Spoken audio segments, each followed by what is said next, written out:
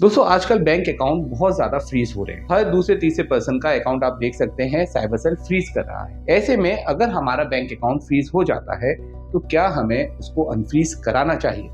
आज इस वीडियो में हम इसी टॉपिक पर डिस्कस करने वाले हैं, तो वीडियो को अंत तक जरूर देखिएगा। नमस्कार दोस्तों मैं हूं एडवोकेट आयुष खैर और आप देख रहे हैं अपना YouTube channel online legal centre. Bank account freeze या साइबर क्राइम से रिलेटेड और इन्फॉर्मेटिव वीडियोस देखने के लिए आप हमारी प्लेलिस्ट पर भी विजिट कर सकते हैं।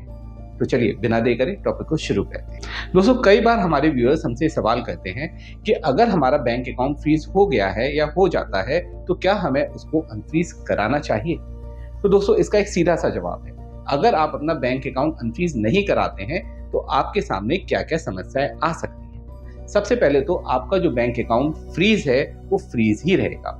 उस पर डेबिट फीस लगा है तो आप कुछ भी पैसा उसमें से निकाल नहीं सकते हैं। अब आपका सैलरी अकाउंट है तो सैलरी आती जाएगी लेकिन पैसा ब्लॉक रहेगा।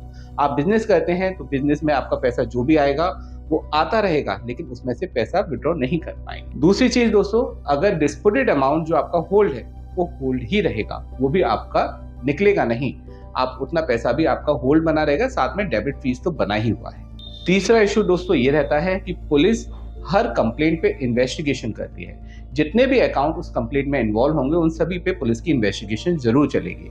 ऐसे में आपके ऊपर भी पुलिस की इन्वेस्टिगेशन चलेगी और आपको इस इन्वेस्टिगेशन का पार्ट बने रहना पड़ेगा जब तक ये कंप्लेंट क्लोज नहीं हो जाती है। और चौथी चीज दोस्तों, इस इन्वेस्टिगेशन के नाम पे जब भी आप पुलिस से संपर्क नहीं करेंगे तो वो आपको 35(3) का एक नोटिस, जो प्रायर टू अरेस्ट नोटिस होता है, आपको इन्वेस्टिगेशन में पार्ट लेने के लिए बुलाने के लिए नोटिस होता है, साइबर सेल आपको भेज सकती है। और ऐसे में 3 से 7 दिन का टाइम दिया जाता है और आपको साइबर सेल में विजिट करना कंपलसरी हो जाता है। अगर आप इस नोटिस की कंप्लायंस नहीं करते हैं, आप इसको हल्के में लेते हैं, तो साइबर सेल के पास ये अधिकार हो जाता है कि वो आपको कभी भी अरेस्ट कर सकता है। तो दोस्तों अगर इतने सारे लीगल कॉम्प्लिकेशंस हमारे सामने आ सकते हैं, इतनी सारी प्रॉब्लम्स आ सकती है, तो इसको हल्के में बिल्कुल भी नहीं लेना चाहिए। जब भी अकाउंट फ्रीज हो आपको उसको अनफ्रीज कराने की प्रक्रिया जरूर अपनानी चाहिए।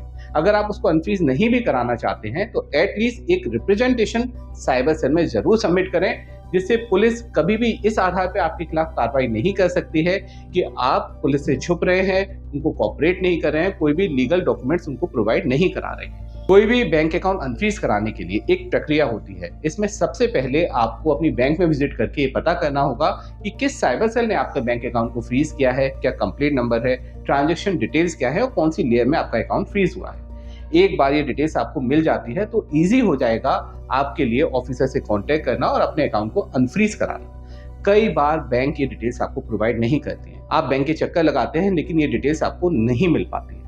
तो ऐसे में आप 1930 पे कॉल करके या नजदीकी साइबर सेल में भी विजिट करके ये डिटेल्स वहां से ले सकते हैं। आपको अपना अकाउंट नंबर बताना है और वो डिटेल्स आपको साइबर सेल ऑफिसर प्रोवाइड करा देंगे। लेकिन अगर आप ऐसा भी नहीं कर पा रहे हैं और परेशान हैं डिटेल्स मुझे कैसे मिले, तो इसके लिए आप हमारी हेल्पलाइन नंबर पे कॉल करें, हम ये डिटेल्स प्रोवाइड कराने में आपकी पूरी हेल्प करेंगे। जब डिटेल्स आपको एक बार मिल जाती हैं तो आपको सबसे पहले एक रिप्रेजेंटेशन साइबर सेल में सबमिट करना जरूरी है।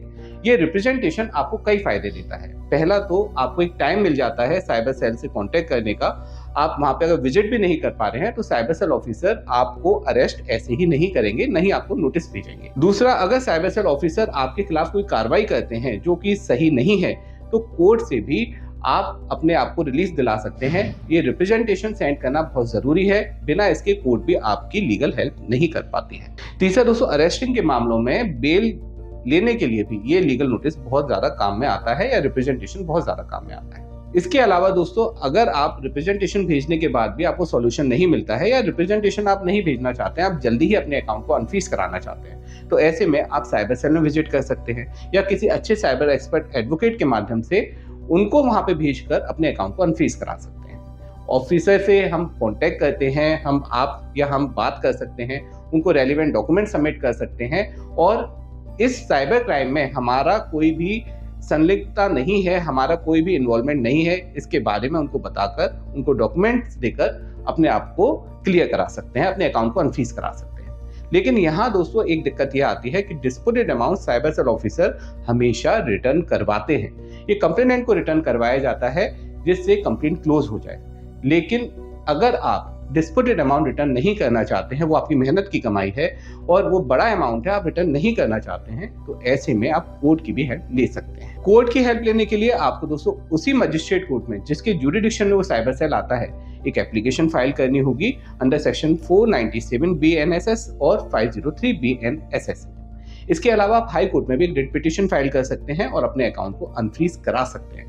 कोर्ट से हमेशा ये डिसीजन होता है कि डिस्प्यूटेड अमाउंट होल्ड कर दिया जाता है और पूरे बैंक अकाउंट को आपका चालू कर दिया जाता है, बैंक अकाउंट को अनफ्रीज कर दिया जाता है। दोस्तों ये सारी प्रक्रिया नॉर्मल केसेस में चलती है। अगर आपका bank account second, third, fourth, fifth, six, seventh किसी भी लेयर में फ्रीज है तो ये प्रक्रिया अपनाई जा सकती है। लेकिन अगर आपका बैंक अकाउंट फर्स्ट लेयर में फ्रीज है या फिर आपके अकाउंट में जो फंड आया है उसके रेलिवेंट डॉक्यूमेंट आपके पास नहीं है या फिर मनी म्यूलिंग का केस है, आपने अपने अकाउंट को रेंट पे दे दिया है, तो ऐसी स्थिति में लीगल इश्यूज बहुत ज्यादा कॉम्प्लिकेटेड हो जाते हैं और आपके लिए इतना आसान नहीं होता है अपने अकाउंट को अनफ्रीज कराना और बेल लेना। तो दोस्तों अंत में मैं आपसे यही कहना चाहता हूं कि डरने की यहाँ पे कोई जरूरत नहीं है, लेकिन सावधानी बहुत ज्यादा जरूरी है। इससे रिलेटेड किसी भी हेल्प के लिए आप हमारी हेल्पलाइन नंबर पे कॉल कर सकते हैं, हम आपके साथ हैं, आपकी पूरी हेल्प करेंगे। वीडियो अगर अच्छा लगा हो तो इसे लाइक शेयर कमेंट जरूर कीजिएगा। चैनल को अभी तक सब्सक्राइब नहीं किया है तो इसे सब्सक्राइब भी जरूर कर लीजिए, जिससे आपको ऐसे ही लेटेस्ट इन्फॉर्मेटिव वीडियोस के नोटिफिकेशंस मिलते रहेंगे और आप भी लीगली अपडेटेड रहेंगे। अंत में सतर्क रहें, अपने अधिकारों के लिए जागरूक रहें और ऑनलाइन लीगल सेंटर से जुड़े रहें। मिलते हैं अगले वीडियो में। जय हिंद।